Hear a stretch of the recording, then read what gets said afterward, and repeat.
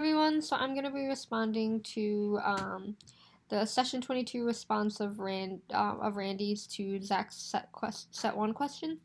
Um, and it's centered around human maintenance. So I think that this is an important point to make because there will always be a need for humans operating or maintaining what we create in terms of AI. So I think Randy made a very good point, um, and that there are just some things that AI and other technological tools can't accomplish that humans are in charge of. And if this were to get blurred, we would see the issue of us being entirely reliant on these advances to survive. And we should not allow for technology to replace humanity and sacrifice our environment or ecosystem for the increased development through those types of things. Because I think often when we come up with a new idea or a new implementation that we believe will better humanity in the world in the long run, we don't always think it out entirely. So, one example I've heard of often in the past is the Prius.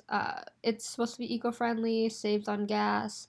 You're doing less harm to the earth um, as of today and your fuel emissions, but those batteries have not been yet figured out how to dispose of them. So now we just have this basically nuclear waste that's piling up, and it's in vaults in the ground and maybe sleeping other places. So we didn't really necessarily think it through before encouraging out to the public. I feel like every time something has a negative outcome or effect, we don't know until 10 years out. So anything that we implement, we want to be very cautious with and monitor it closely because we're not entirely sure of what the negative impacts to humanity that they could be. So I definitely think that Randy made some good points within his discussion, and thank you for letting me build on them.